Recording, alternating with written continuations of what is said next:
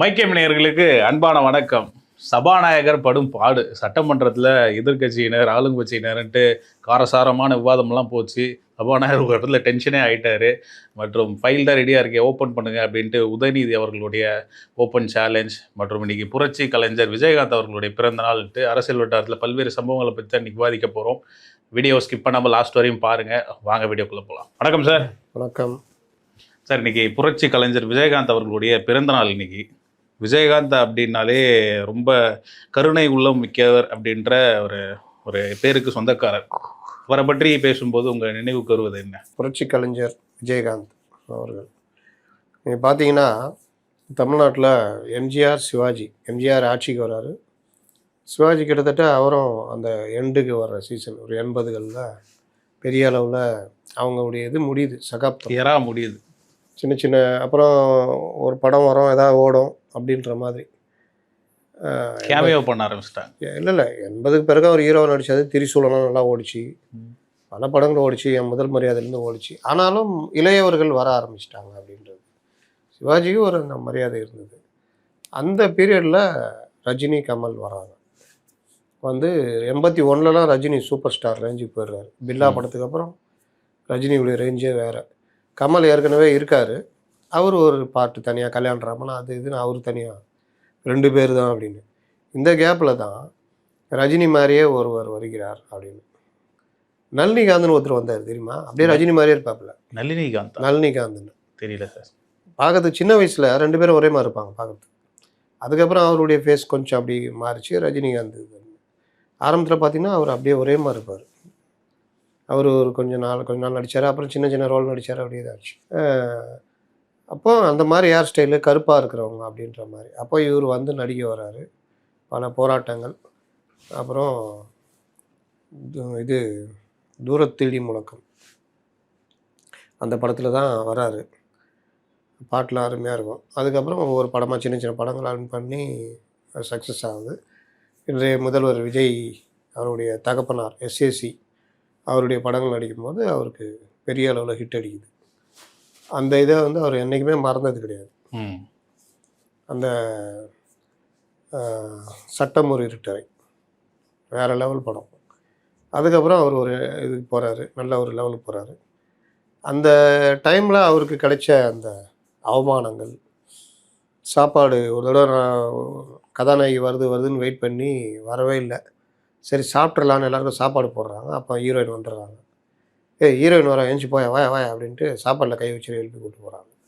அந்த சம்பவம்லாம் அவருக்குள்ள ஒரு தாக்கத்தை ஏற்படுத்துது. இப்ராஹிம் ராவுத்தர் அவருடைய நண்பர், ஆர்வீர் நண்பர், 2 பேரும் தான் ஒன்றா வர்றாங்க. அந்த இதெல்லாம் வச்சு தான் அவர் வந்து ஒரு லெவல் வந்தோடனே அவர் முதல்ல அந்த இதில் தான் இன்றைக்கி இருக்கிற கண்ணதாசன் சிலை இருக்கிற ஜிஎன்சிட் ரோட்டில் தான் அந்த ஒரு லாட்ஜில் தான் தங்கியிருந்தார்.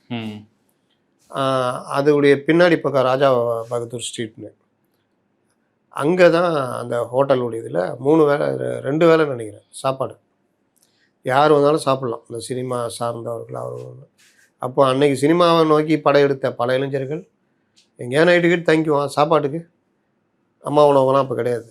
அப்போ உணவகமாக இருந்தது அவர் விஜயகாந்துடைய அந்த இது. அந்த மாதிரி தன்னுடைய ஒரு லெவல் வந்தோடனே சாப்பாடும் அதே மாதிரி தனக்கு இருக்கிற மாதிரியே இதுலேயும் தன்னுடைய யூனிட்டில் இருக்கிறவங்களுக்கும் இருக்கணுன்ற மாதிரிலாம் அவர் பார்த்துக்கிட்டார். இது எல்லாமே விஜயகாந்தை ஒரு வித்தியாசமான மனிதர் அப்படின்னு எல்லோரும் முன்னாடி அடையாளப்படுத்துச்சு.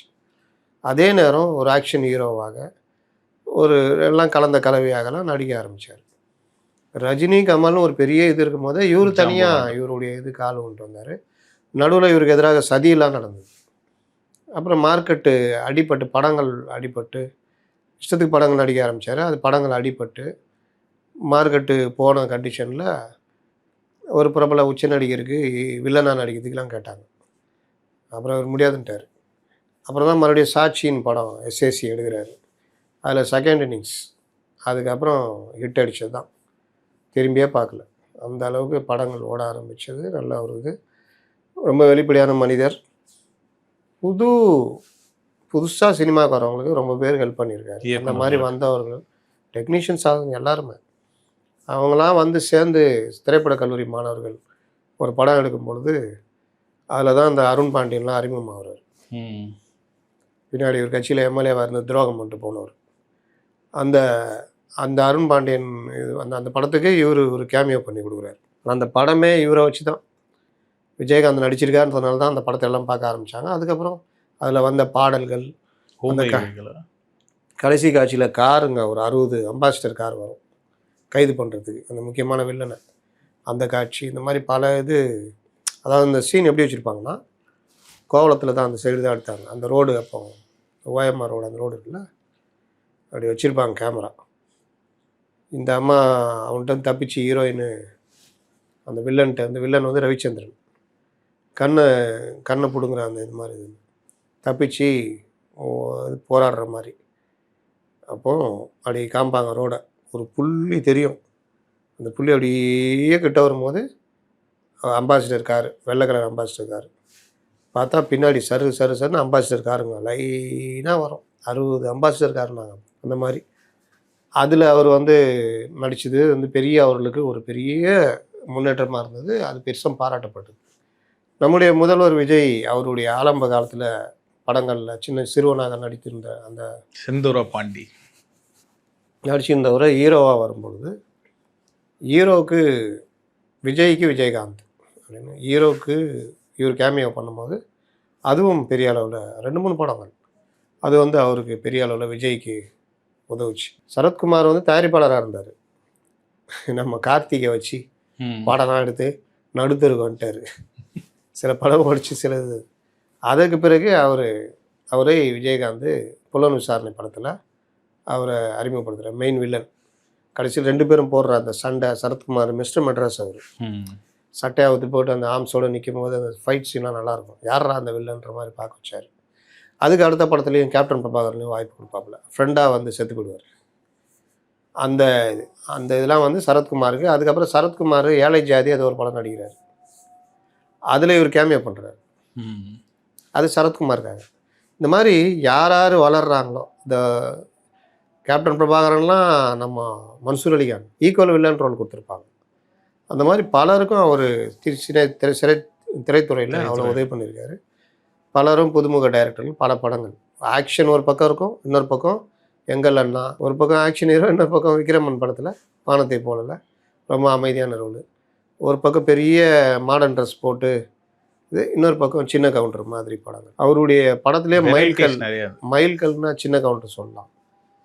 இன்னும் பல படங்கள், நினைவு சங்கீதம், இந்த மாதிரி படங்கள். அப்புறம் ஒரு படத்தில் டிஎம்எஸ் இவருக்காக பாடுவாங்க, உழவன் மகன் சொல்லிட்டு. அது அதே டீம் தான், அந்த ஊமை வெளிகள் டீம். அதெல்லாம் வேறு மாதிரி இருக்கும். மாலை கருக்களிலேன்னு ஒரு பாட்டு, உன்னை தினம் தேடும் தலைவன், டிஎம்எஸ். ரொம்ப நாளைக்கு அப்புறம் டிஎம்எஸ் 2 படத்துக்கு பாடினார். ஒன்று தாய்நாடுன்னு சத்யராஜ் விரும்பி கேட்டு எல்லா பாடல்களும் டிஎம்எஸ் பாடினார், சூப்பர் டூப்பர் ஹிட்டு. அடுத்து இந்த படம் உழவன், அதில் உழவன் மகனா உழவனா, அதில் ராதிகா ஜோடி, அதில் ஒரு 4-5 பாட்டு நல்லாயிருக்கும், அதில் இந்த பாட்டு. அந்த மாதிரி அவருடைய இந்த கலவையாக இருக்கும் படங்கள். ஆனால் எல்லாமே அவர் பெரிய ஸ்டார்.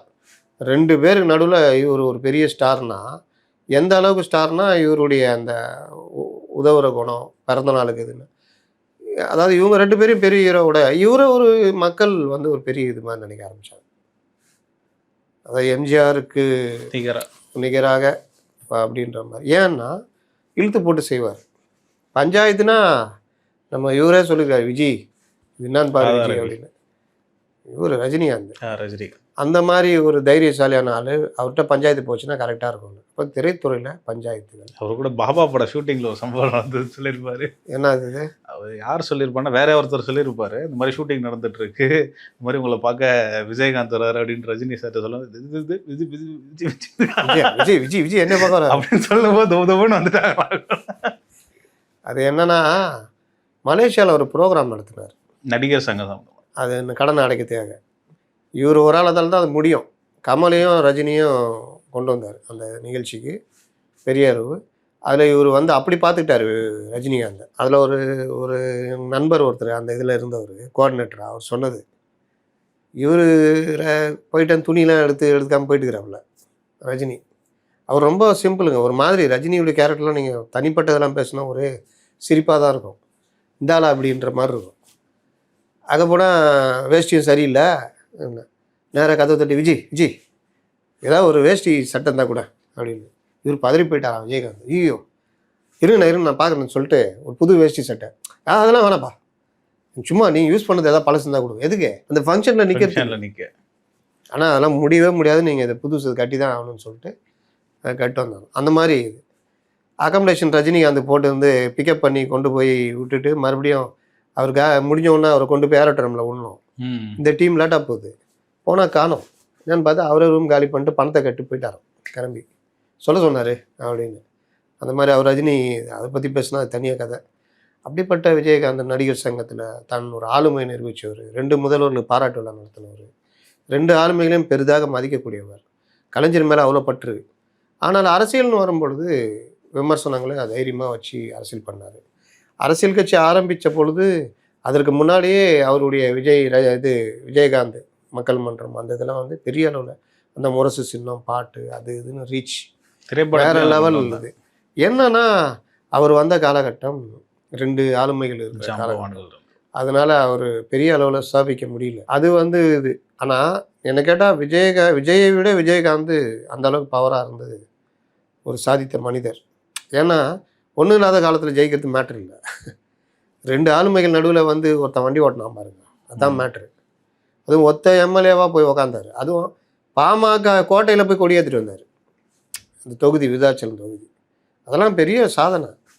அந்த இது அதுக்கு அடுத்த இதில் தான் 2011 வந்து நீங்கள் பார்த்தீங்கன்னா இவருடைய பவரை தெரிஞ்சுக்கிட்டு தான் ஜெயலலிதா இறங்கி வந்தாங்க. நான் வந்து கூட்டணி வைக்கிறதா, அவர் கூட கூட்டணி வச்சா தான் ஜெயிக்க முடியும்னு சொல்லலாம்னு சொல்லிட்டாங்க. அதுக்கப்புறம் தான் கூட்டணி வச்சு 29 எம்எல்ஏ, ஒரு பெரிய ஒரு மாற்றம். அதுக்கு பிறகு நடந்ததெல்லாம் தெரியும்.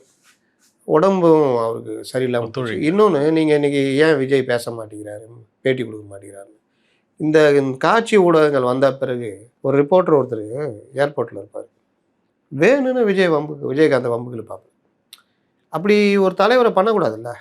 துரத்தி அவர் போன்னு சொல்கிறேன் கேட்க மாட்டாங்க. அது அந்த டைமில் எல்லா சேனல்லையும் எடுத்து போட்டு கிண்டல் பண்ணியிருந்தாங்க. அப்புறம் சில இடங்களில் அவரை ப்ரோவோக் பண்ணுறது, அவர் கோபம் இருக்கிறதுல குணம் இருக்குன்னுவாங்க, அந்த மாதிரி கோவக்காரு ஆனால் குணம் உள்ளவர். அவரை பார்த்தா அவர் அந்த அளவுக்கு பண்ணி ஒரு மாதிரி ப்ரோவோக் பண்ணி அவரை ஒரு மாதிரி தப்பாக காமிக்க ட்ரை பண்ணாங்க. அவர் எப்படிப்பட்டவர்னா, ஒரு நாள் ஏதோ பிரச்சாரத்துக்கு ஏதோ போகிறாரு, நடுவில் ஒரு இடத்துல நின்று ஜீப்பு நிறுத்தி அந்த பேனட்டு மேலே சோறை போட்டு உட்காந்து சாப்பிட்டு போனவர். நான்லாம் அப்போ நியூஸ் போட்டிருக்கேன். அவ்வளோ ஒரு எளிமையான மனிதர்னு. அவரும் அந்த மாதிரி தான் கிடைச்ச இடத்துல தூங்கக்கூடிய ஆள். பெண்கள் பாதுகாப்பில் ரொம்ப உறுதியாக இருப்பார். அதனால தான் அவருக்கு உடம்பு சரியில்லாமல் போனப்போ அவர் எதை கவனிச்சாரோ இல்லையோ, அந்த மக்கள் நல கூட்டணி டைம்லலாம் அவருக்கு கொஞ்சம் உடம்பு ஒரு மாதிரி ஆயிட்டார். அவர் மேடையில் எதை பார்க்குறாருன்னா, டேய் போ அப்படிக்கா அப்படின்றாரு. பெண்கள் இதில் போ அப்படிக்கா. கூட்டம் முடிச்சோன்னு என்ன பண்ணுவாருன்னா, எல்லாரும் பார்த்து போனோம், பத்திரமா போனோம், அதுதான் எனக்கு விருப்பம், எல்லாரும் வந்து எந்த இது இல்லாமல் போனோம், அது ரொம்ப உறுதியாக சொல்லுது பண்ணுவார். அந்த மாதிரி ஒரு மனிதர். நீங்கள் அந்த இது பேட்டியிலலாம் வந்து அவரை ப்ரொவோக் பண்ணி ஒரு மாதிரி கொண்டு இன்றைக்கி விஜயை கேட்குறாங்கல்ல, ஏன் பேட்டி கொடுக்க மாட்டேங்கிறாங்க முதல்வர் விஜய்ன்னு, இது மாதிரி தான் பண்ணுவாங்க. இவரும் அதே மாதிரி கோவப்படக்கூடியவர். அப்போ ப்ரொவோக் பண்ணி அதை ஒரு மேட்டராக மாற்றுவாங்க. அதனால் ஒரு செட் ஆஃப் பொலிட்டிக்கல் பார்ட்டி இதுலேயே ஊறி போனாங்க. விஜயகாந்த் இல்லைன்னா வடிவேல் இல்லை, ராஜ்கிரண் இல்லைன்னா வடிவேல் இல்லை. ராஜ்கிரனுக்கு அப்புறம் ஏதோ கொடுத்தாரு வடிவேல் அப்படின்னாங்க. ஆனால் ராஜ்கிரண் அப்படி பார்த்துக்கிட்டாரு. விஜயகாந்த் படத்தில் வாய்ப்பு கொடுத்து கொஞ்சம் தூக்கி விட்டதுனால தான் வடிவேல் அந்த லெவலுக்கு வந்தார். அதுக்கப்புறம் கமல்ஹாசன் இதில் தனி சோலோ ரோல் கொடுத்துருப்பாப்புல, தேவர் மகனில். இதெல்லாம் தான் வடிவேலுக்கு. ஆனால் விஜயகாந்த் அவ்வளோ ஹெல்ப் பண்ணியிருக்காரு. ஆனால் ஒரு சாதாரண பார்க்கிங் பிரச்சனை அதை வச்சுக்கிட்டு விஜயகாந்தை இவரு நம்ம பெரிய ஆள் மாதிரி அவரை முறைக்க இதை திமுக பயன்படுத்திக்கிட்டு வடிவேலை கொம்பு செய்து விட்டு என்னென்ன பேச முடியுமோ அதை பேசி சிரித்து கண்டுகளிச்சாங்க. இப்படிப்பட்டவர்கள் தான் இவர்கள். அவரோட தான் கூட்டணி வச்சுக்கிறாங்க அந்நியார். அப்போது அப்படிப்பட்ட விஜயகாந்த் தான் கலைஞர் மேலே அவ்வளோ பற்று அவருக்கு. ஆனால் அரசியலில் அவர் எதிர்த்தார். நீங்கள் கலைஞர் இறந்தா பிறகு அவர் வருவார், கிட்டத்தட்ட உடல்நிலை ரொம்ப மோசமாக இருக்கும் அவருக்கு, கண்ணில் தண்ணி தாரையாக ஊற்றலாமா. அந்த மாதிரி தைரியசாலி, மனசில் பட்டதை சொல்லக்கூடியவர், குழந்தை உள்ளம்னுவாங்களே அந்த மாதிரி. அவர் உடல்நிலையை கொஞ்சம் கரெக்டாக பார்த்துருந்தாருன்னா, நான்லாம் சட்டசபையில் அவரை பார்க்குறேன், அப்படி ஒரு உருவம் அது. இயற்கையாக சில பேருக்கு ஒரு இது இருக்கும்ல, ஒரு கம்பீரமான ஒரு கம்பீரமா. அந்த மாதிரி நல்ல மனிதர். வாழ்க்கையில் சில பேர் தான் சில இடத்த பிடிப்பாங்க. ஒரு எம்ஜிஆர், ஒரு சிவாஜி, ஒரு விஜயகாந்த், இந்த மாதிரி சில பேர் மட்டும் தான் சொல்ல முடியும் அந்த வரிசையில். பிறந்த நாளில் அவரை நினைவு நினைவு கூறுவோம். கூறுவோம். சரி சார், அப்படியே சட்டசபைக்கு வரும். சபாநாயகர்னு சார் ஒரு படாத பாடு பண்ணிட்டு இருக்காரு சார். எனக்கு ஒரு விஷயம் ரொம்ப நெருடுதுங்க. யார் மேல சார்? சபாநாயகர் மேலயா? இல்லை, அவர் கஷ்டப்படுறாரு. சில இடங்களில் அனுமதிக்கிறாரு, சில இடங்களில் அவர் எதிர்பார்ப்பை மீறி பேசிடுறாங்க. அதனால் ஒரு பெரிய பிரச்சனை உருவாகுது. அதையும் அவர் சமாளிக்க வேண்டிய நிர்பந்தத்தில் இருக்கார். இதில் என்ன பிரச்சனைனா, சபாநாயகர் கொஞ்சம் கடுமையாக இருக்கார். இப்போ அவர் ஏதாவது சொல்லியிருக்காங்களான்னு தெரில. கொஞ்சம் பேச விடுங்க, அடிக்க விடுங்க, நீ கம்முன்னு இருங்க அப்படின்ற மாதிரி சொன்னாங்களான்னு தெரியல. என்னென்னா, இது இப்படியே போச்சுன்னா எனக்கு தெரிந்து கைகலப்பாக மாறுவதற்கு இந்த கூட்டத்தொடரில் கூட நடந்துருமோன்னு ஒரு அச்சம் இருக்குது. ஏன்னா நேரலை திமுகவினரை காட்டுங்கன்னு சொல்லிட்டாங்க. திமுகவினர் என்னென்ன பண்ணுறாங்கன்றது ஜனங்க பார்த்துட்டு தான் இருக்காங்க. இன்னைக்கு கூட நடந்தது. இறங்கி வந்து பேசுறது, கையை நீட்டிட்டு ஓடிடுறது, கீழே வரைக்கும் அந்த வசந்தம் கார்த்திகேயன் வந்துட்டார். அவர் பிடிச்சி தடுக்கிறாரு. ஏன் விட்டுருங்களேன், வந்து அடிக்கட்டுமே, யார் அடிப்பீங்க? கருத்தால மோதுங்கன்னா கரத்தால மோத ரெடியாக வர்றாங்கன்னா இவர்கள் பொதுமக்கள்கிட்ட எப்படி நடந்துக்குவாங்கன்னு பாருங்கள். ஒரு அமைச்சரை நோக்கி கையை ஓங்கிட்டு வர்றீங்கன்னா பொதுவெளியில் நீங்கள் ஓட்டு போட்ட ஜனங்க யாராவது சாதாரணமாக இல்லாட்டி கட்சிக்காரனோ கேட்டால் எப்படி உங்களுடைய ரியாக்ஷன் இருக்கும்? இது எல்லாம் வந்து சபாநாயகர் பார்த்துக்கிட்டு இருக்காரு. அதுக்கு மேலே பொதுமக்கள் பார்த்துக்கிட்டு இருக்கிறாங்க. இன்னொரு பக்கம் இந்த பக்கம் சொல்லணுன்னா சில சமயம் தேவையில்லாத வார்த்தைகளை விட்டு ப்ரொவோக் பண்ணுற வேலை பண்ணுறாங்க.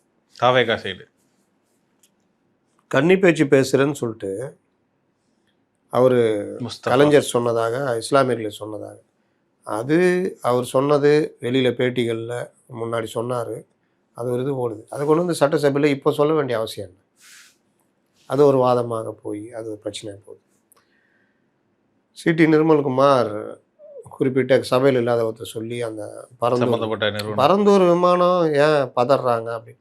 இப்போ அதே ஆதவர்ஜுனா என்னமோ திருந்திட்டார்னு நினைக்கிறேன். நாதஸ் திருந்திட்டான்ற மாதிரி. அதாவது தொடாமல் ஆனால் தொட்டு பேசுகிறார், பட்டும் படம் அந்த மாதிரி பேசினா கூட பிரச்சனை கிடையாது. அதுக்கு நீங்கள் பதில் சொல்லிட்டு போங்க. அதுக்கும் துள்ளிக்கிட்டு வராங்கண்ணா. அதில் இந்த பூண்டி கலைவான அவர் நான் நினச்சிட்டு இருக்காரோ தெரில. அவர் அடுத்த ஆட்சிக்கு வருவோம், நமக்கு அமைச்சர் பதவி தருவாங்கன்னு நினைக்கிறாருன்னு தெரில. அதனால் இந்த டெல்டா மாவட்டத்திலேருந்து வர்ற ஆளுங்களாம் கொஞ்சம் ரொம்ப துள்ளிக்கிட்டு இருக்கிறாங்க. ப்ளஸ் இந்த வட மாவட்டத்தை சேர்ந்த வசந்தம் கார்த்திகேயன்.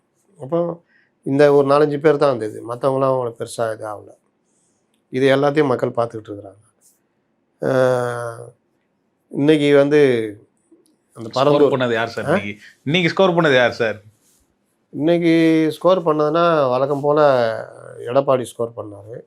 எடப்பாடியும் ப்ரொவோக் பண்ணி ஆரம்பத்துலேருந்து எடப்பாடி வந்து சாதாரணமாக தான் ஆரம்பித்தார். எடப்பாடிக்கு ஆகாத ஆள்னா இவர் செங்கோட்டையன். அவர் எழுந்திரிச்சு எடப்பாடிக்கு நேருக்கு நேர் பதில் சொல்லி நாங்கள் தான் ஜெயிப்போம் அப்படி இப்படின்னு ரொம்ப டென்ஷன் ஆகிட்டார். அவர் கிட்டத்தட்ட பிபி எகிரிச்சின்னு நினைக்கிறேன். சபாநாயகரே நீங்கள் வந்து என்ன பொதுக்கூட்டமா இல்லை சட்டமன்றமா அப்படின்னு அவரே டென்ஷன் ஆகிட்டார். அது அப்புறம் நான் எடப்பாடிக்கு சொன்னது, நீங்கள் உணர்ச்சிவசப்பட்டு பேசாதீங்க, சாதாரணமாக பேசுங்க, ஏன்னா உடல்நிலை கருதி தான் சொல்கிறேன், பிபி இருக்குது அவருக்கு, அதனால் ரொம்ப இது பண்ணாதீங்க, சாதாரணமாக சொல்லுங்கள் கருத்தை, ரொம்ப ஆவேசப்படாதீங்க, உடல்நிலை பாதிக்கும். இந்த ஆவேசத்தை தூண்டி விட்டு செங்கோட்டையன் அவர் எம்எல்ஏக்கள் போனது இது தொடுறாரு. நாங்கள் தான் ஜெயிப்போம், எந்த பிரச்சனையும் இல்லை தான். ஏற்கனவே அவர் கடுப்பில் இருக்கார். இந்த வேலையை பண்ணிட்டு அவர் உக்காந்துங்கார். அது ஒரு பக்கம். அதுக்கப்புறம் பதிலீடு கொடுத்தா அப்புறம் கோர்ட்டில் இருக்க மேட்ரு அதை பேசாதீங்கன்னு சொல்லிட்டு போச்சு. அதுக்கு பிறகு இந்த மேட்ரு பரந்தூர் மேட்ரு வர ஆரம்பிச்சது. பரந்தூர் பற்றி போச்சு. இன்னைக்கு கீர்த்தனா நல்லா பதில் சொன்னாங்க. அவங்க இன்னைக்கு கீர்த்தனா டே அப்படி கூட கொண்டு வரலாம். ஏன்னா சப்ஜெக்ட் பேசினாங்க, பரந்தூரில் என்னென்ன இது இருக்குதுன்னு பேசினாங்க.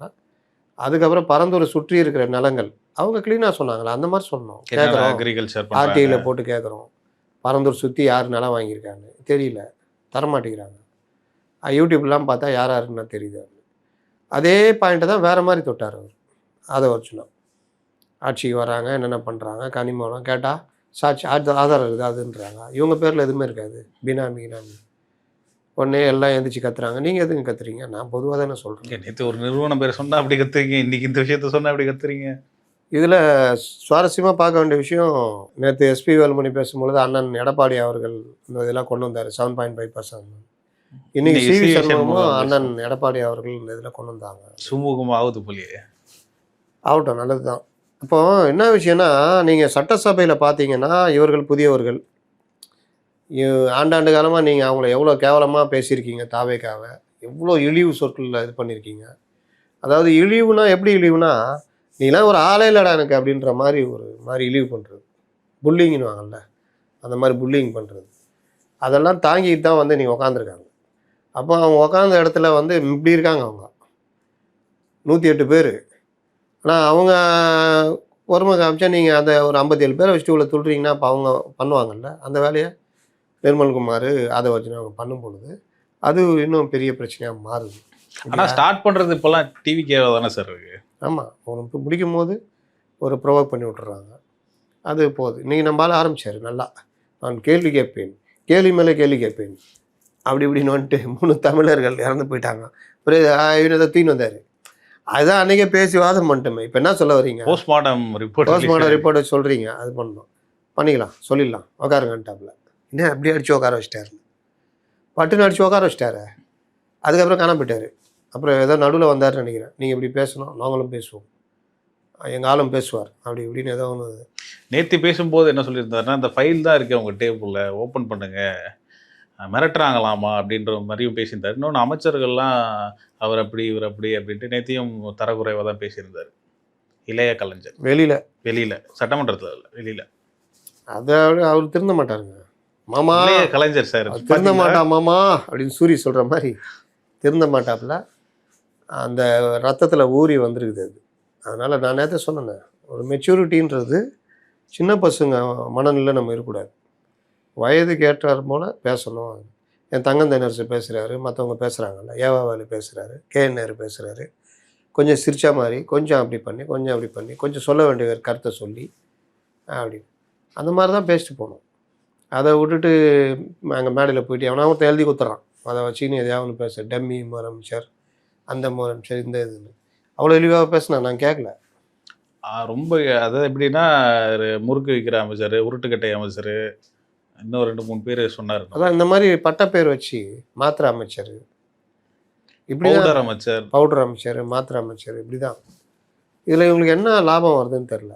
இந்த மாதிரி பேர் வைக்கிறவனுங்க பார்த்தீங்களா, ஒரு டீம் இருப்பானுங்க, ஊடகங்களே இருக்கானுங்க, பேர் வச்சுட்டு அப்படியே இது பண்ணுவாங்க. இதெல்லாம் வந்து சரக்கு இல்லைன்னா அர்த்தம் அங்கே தான் போய் நிற்கும். நீங்கள் வந்து சப்ஜெக்ட் என்ன அதை பேசணும். இந்த அமைச்சர் இது பண்ணார், அது பண்ணாருன்னா சொன்னீங்கன்னா ஓகே, சப்ஜெக்டே இருக்காது. இப்படி பேசி கீழே முன்னாடி ஒரு 10 பேர்ட்ட கைத்தட்டு வாங்குறது.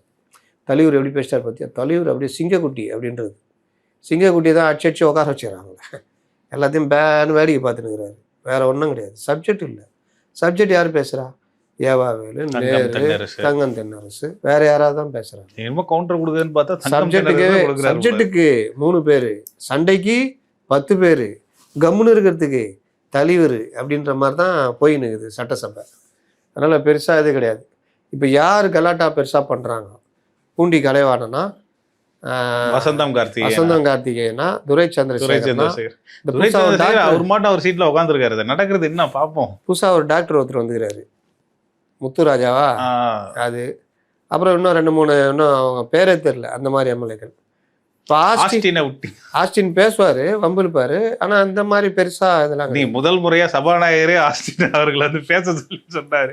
இல்லை, அவர் அதுக்கு அடிக்கடி பேசுகிறார். இல்லை, அது ஒரு காமெடியாக போச்சு. நம்ம இவருக்கும் தான் முட்டிக்கிச்சு, நம்ம தலவாய் சுந்தரத்துக்கும். அவரை தான் சொன்னார். ஏடிஎம்லேருந்து இதுக்கு தேமுதிகாவுக்கு போயிட்டு அங்கே இருந்துட்டு எம்பி ஆகிட்டு மறுபடியும் இங்கே வந்து திமுகவில் வந்து உட்காந்துக்கிறீங்க அப்படின்னு. ஏன்னா அவங்க சொந்த ஊருக்காரங்கெல்லாம், அதனால பங்காளிகள் பகையாளிகள், அதனால போகுது. அதற்கு பூண்டி கலைவாணன் தான் ரொம்ப குதிச்சு போயிட்டாரு. போன தடவை அமைச்சர் பதவி கொடுக்கல, அவருக்கும் துரை சந்திரசேகர் இருக்கும். அது பேர தான் அந்த கணேசன் வந்தார். அப்புறம் அந்த இவர் அன்பில் அந்த இது, அதனால இந்த தடவை ஏதாவது பண்ணி அடுத்த சிட்டிங்கில் ஏதாவது ஒரு அமைச்சர் ஆகிடலான்னு பார்க்குறாரு. ஒருவேளை போயிட்டு சபாநாயகர் காதில் ஏதோ சொல்லிட்டு வந்தார் பூண்டி கலைவாணன் நடுவில். அவன் திரும்ப பேசினுக்கிறான் பாரு, கலைஞரை பற்றி பேசினா அவ்வளோதான், ஏதாவது சொல்லியிருப்பாரு. ஆனால் முஸ்தபா பேசுனது கொஞ்சம் ஓவர் தான். இஸ்லாமியர்கள் ஒதுக்கீடு மற்ற விஷயம் பேசும்பொழுது இவரை பற்றி கலைஞர் இந்த மாதிரி சொன்னார்ன்ற வார்த்தை அவர் எங்கே உள்ளே சொன்னாரா, வெளியே சொன்னாரா? அது சொன்னார்ன்றது ஊருக்கே தெரியும். பல தடவை பலர் விவாதித்த விஷயம். அதை வச்சுக்கிட்டு மறுபடியும் இன்றைக்கி கொண்டு வந்து பேசி அப்போ வம்புழுக்கிற கதை தான். இது பேசினா ப்ரொவோக் ஆவாங்க, சண்டை போடுவாங்க அப்படின்னு. அந்த மாதிரி தான் போச்சு. இது அவர் அந்த மக்கள் மன்றம் அதுன்னு போட்டு உருட்டினுக்கிறானுங்கள்ல, ஒரு 4 பேரை உட்கார வச்சுருவான் மேடையில், நடுவர்னு ஒருத்தன் உட்காந்துக்குவான். இவன் திமுககாரனா அவன் ஒரு 50 பேரை கூப்பிட்டு வந்திருப்பான், அதிமுகனா அவன் ஒரு 50 பேர், நாம் தமிழர் கட்சினா அவன் ஒரு 50 பேர், அப்புறம் தாவேகனா அவன் ஒரு 50 பேர். கண்டிப்பாக இவங்க அவங்கள அடிப்பாங்க, அவங்கள அடிப்பாங்க, தரக்குறைவாகவும் பேசுவாங்க. உடனே சேர கீரை தூக்கி ஆட்சி நம்ம யார் பெருசுன்னு அடிச்சு காட்டு. அதுக்கப்புறம் கீழே இறங்கி ஆங்கர் போய் சமாதானம் பார்த்தா சிலவங்களை கூழமே ரத்தம் ஆகிடும். இப்படி ஒரு இலவு சனின்னு நடத்தினுக்கிறாங்க உட்காந்து நீ சேனல்கள். ஏன்னா இதெல்லாம் பேசி அது தனித்தனியாக கட் பண்ணி போட்டு அதில் காசு பார்க்குறது யூடியூப்பில் அந்த மாதிரி பேசுகிறாங்க. அப்படின்னு என்ன பண்ணுறது? இப்படி ஒரு கலாச்சாரம் போயினுக்குது. அது என்றைக்கு அடிதடி வேறு ஏதாவது மாதிரி போய் முடிய போதும், அன்றைக்கி இதுக்கு ஒரு முடிவு வரும். சரி சார், அந்த டேபிள் அந்த ஃபைல் விவகாரத்தில் எதிர்க்கட்சி சைட்லேருந்து இந்த அளவுக்கு ஓப்பன் சேலஞ்ச் மாதிரி விடுறாங்க, இன்னும் தாவேக அரசு மௌனம் காப்பது ஏன்? தாவேக அரசு ஃபைலு இந்த விவகாரத்தில் நான் ஏற்கனவே சொன்னது தான். இவர்கள் ஒரு அதிகாரி கூட மாற்றலை. எல்லா அதிகாரியும் உங்களுக்கு நான் சிம்பிளாக ஒன்று சொல்கிறேன். மயிலாப்பூர் கோயில் இருக்குதுல்ல, அங்கே கவினிதான ஒரு அம்மா இருக்கிறாங்க, அடிஷ்னல் கமிஷனர், அது அறநிலைத்துறை. அந்த அம்மா காலையில் பூஜை பண்ணோன்னே பிரசாதத்தை துறை அமைச்சருக்கு அனுப்பிச்சி விட்ருவாங்க. யார் துறை அமைச்சர்? ரமேஷ். அவங்கள பொறுத்த வரைக்கும் பழைய அமைச்சர் தான் துறை அமைச்சர். ஓகே. ஏதாவது கேட்டால் எம்எல்ஏ வந்து எம்எல்ஏ யார்? மயிலாப்பூர் எம்எல்ஏ வெங்கட்ரமணனா? அவங்கள பொறுத்த வரைக்கும் தாவேலு தான் எம்எல்ஏ இப்போவும். அவங்கள கூட ஒன்றும் மாற்றலை. 3 வருஷத்துக்கு மேலே இருக்காங்க. அந்த ஒரு வச்சிருந்த பாசம் தான் அவங்க இப்போ இருக்காங்க. அந்த பாசத்தை காமிக்கிறாங்க. அந்த துறை செயலர் இருக்கார் குமரகுருபரன், அவர் கார்பரேஷன் கமிஷனர் வந்து எவ்வளோ நெருக்கமாக இருந்தாலும் ஊருக்கே தெரியும். இப்படிலாம் வச்சு நீங்கள் என்னத்தை பண்ணுவீங்க? ஏதாவது ஒரு சின்ன விஷயம் சொன்னால் கூட மதிக்கிறது கிடையாது. அப்புறம் நீங்கள் என்ன பண்ணுவீங்க? இந்த மாதிரி பல துறைகள் செயலர்கள். ஒரு அம்மா பற்றி நம்ம பேசியிருந்தோம் ஒரு தடவை. அந்த அம்மா அந்த அமைச்சரை ஒரு வழி பண்ணிட்டு இருக்கிறாங்க. கஷ்டப்பட்டு தான் லாஸ்ட்டில் இடமாற்றம் பண்ணியிருக்காங்க. இந்த மாதிரி ஐஏஎஸ் அதிகாரிகள், அது கீழே இருக்கிற அதிகாரிகள், இல்லாட்டி செகண்ட் லெவல் அதிகாரிகள், டிஆர்ஓ, அவன் இவங்க எல்லாருமே பல பேர் திமுக ஆதரவாளர்கள் தான் இருக்காங்க. இல்லாவிட்டால் இதில் பழந்துன்னு கொட்டை போட்டு ருசி பார்த்த கைங்களாக தான் இருக்குது. நீ அங்கே போய் நேர்மைகன் தம்பி அப்படியே ஓரமாக போய் சொல்லுப்போ அப்படின்னு இவங்க வேலையை தான் பண்ணிகிட்டு இருக்கிறாங்க. இதில் என்ன பண்ணுறது? என்ன பண்ணுறதுன்னு தெரில பல அமைச்சர்களுக்கு. என்ன பண்ணுறது அவ்வளோதான். ஃபோன் போட்டு சொல்லுப்பா. கூட இருக்கிற பிஏ யார்? சாதாரண சின்ன பண்ண தான். அவனை எப்படி மிரட்டணும்னு கூட தெரியாது. நான் பார்த்துக்கிறேன் சார்னு அவங்க அங்கேருந்து. ரொம்ப பண்ணால் இந்த அமைச்சர் ஓவராக ஆடுற அதிகாரிகளை மிரட்டிக்கிறா அப்படின்னு 4 பத்திரிகை எழுத வைப்பாங்க. இதுக்குன்னு பத்திரிகைகள் இருக்குது. இப்போ இவங்க என்ன பண்ணுவாங்க? எந்த துறையில் என்ன பண்ண முடியும்? இதை பண்ணுங்க அந்த மாதிரி. சார் நீங்கள் நினைக்கிற மாதிரி அப்படிலாம் பண்ண முடியாது சார். ஜனங்க அப்படி தான் சார் சொல்லின்னு இருப்பாங்க. நம்ம எல்லாத்துக்குமே தலையாட்டிட்டு முடியாது சார். சார் இது கஷ்டம் சார். சார் இது இல்லை சார். சார் அப்படி சார். சார் அதை சார்ட்டு தான் கேட்கணும். யார்? துறை செயலாளர். அவர் அவங்கள நான் பார்த்துக்கிறேன் உங்களுக்கு. இப்போ அந்த இவர் இருக்கார் உதயச்சந்திரன் சொன்னாங்கல்ல போன தடவை, அவங்க ஆளுங்க தான் ஃபுல்லாக இருக்காங்க. என்ன பண்ணுவீங்க? சிஎம் செக்ரட்டரியிலேருந்து எல்லாமே அவருடைய ஆட்கள் தான். என்ன பண்ணுவீங்க சொல்லுங்கள்? Efficient officers. முதல்வர் சொன்னது சார், நான் சொல்ல. அதனால் எஃபிஷியண்ட்டாக தான் இருக்கும் கவர்மெண்ட்டும். அப்போ நீங்கள் என்ன பண்ண முடியும்? ஒவ்வொரு அமைச்சரும் மனவேதனையில் புழுங்கிக்கிட்டு இருக்கிறாங்க. எதுவுமே பண்ண முடியல. பண்ணணும்னு நினைக்கிறாங்க, எப்படி பண்ணணும்னு தெரியல. ஏதாவது போய் சொன்னால் அவங்களும் மதிக்கிறது இல்லை, பண்ணுறதும் கிடையாது. அப்போ என்ன பண்ணுவீங்க? இப்படி தான் ஓடிட்டு இருக்கு. இன்னும் அந்த சிஸ்டம் மாறவே இல்லை. அந்த சிஸ்டம் அப்படியே கீழே பண்ணிகிட்டே இருக்குது. சிஸ்டத்தில் பழைய சிஸ்டம் டைப்லேயே போச்சுன்னா அமைச்சர்களுக்கு தான் கெட்ட பேர் வரும். புரியுதா? அப்போ நீங்கள் என்ன மாற்றத்தை கொண்டு வர போகிறீங்க? நான் துட்டு வாங்க மாட்டேன். அப்போ அதிகாரி துட்டு வாங்கினா அதிகாரிக்கு லாபம் தானே. சிஸ்டம் அப்படியே போகும். இது எல்லா துறையிலையும் எல்லா இடத்துலையும் இருக்குது. பேருக்கு லஞ்சம் வாங்கக்கூடாது. லஞ்சம் வாங்கக்கூடாதா? நான் தான் போட்டுறேன், நோட்டீஸ் போட்டுறேன். WhatsApp number. யார்? கீழே இருக்கிற போலீஸ்காரெல்லாம் புலப்புறான். சார் சும்மா அப்படி பண்ணாலும் இது பண்ணுறாங்க சார். ஆனால் இவங்களே பிடிக்கணும். சரி, நான் இன்னொன்று வரேன். ஆர்டர்லி எல்லா அதிகாரியும் வச்சுக்கிறாங்க. ஐபிஎஸ் அதிகாரிலாம். லஞ்சம் வாங்கக்கூடாதுன்றீங்களே, ஆர்டர்லி வச்சுக்கிறது எந்த இதில் சேரும்? அரசு ஒரு காவல்துறை அதிகாரி ஒரு போலீஸை எடுத்து அவங்க தயார் பண்ணுறதுக்கு எவ்வளோ செலவு பண்ணி அவங்க போலீஸாக மாற்றி லா அண்ட் ஆர்டருக்கு மற்ற இதுக்கு அனுப்புகிறாங்கன்னா, நீங்கள் ஒன்றும் வீட்டில் வேலைக்காரன் மாதிரி வச்சுருந்தா தேவைன்னா வேலைக்காரன் வச்சுக்கிங்க. கவர்மெண்ட்டில் சம்பளம் வாங்குற ஒருத்தரை கொண்டு வந்து வீட்டில் வேலைக்காரன் எந்த சட்டத்தில் இடம் இருக்குது?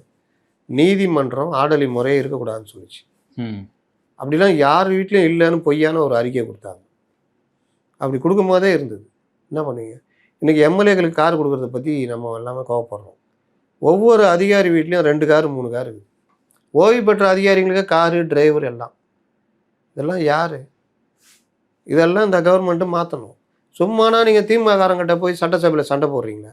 அதிகாரிகள் எவ்வளோ பேருடைய ஆதிக்கத்தை நீங்கள் என்னென்ன குறைச்சிருக்கீங்க? என்ன பண்ணியிருக்கீங்க? காவல்துறையை எடுத்துங்க. ஆர்டர்லி முறையை ஒழிக்கிறேன்னு நாளைக்கு சொல்லுங்கள்.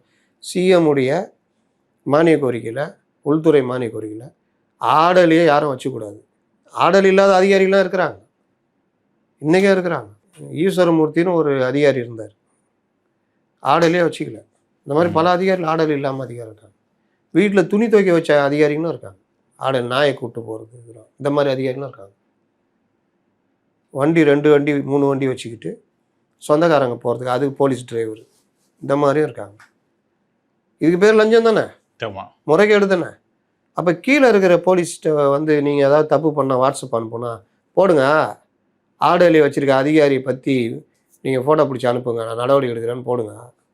ஒவ்வொரு டிஸ்ட்ரிக்ட், ஒவ்வொரு கமிஷனர்களும், ஒவ்வொரு மாவட்ட எஸ்பிக்களும் மற்றவங்களும் போடுங்க. யார் போடுறீங்க? சொன்னால் கோவம் வரும்.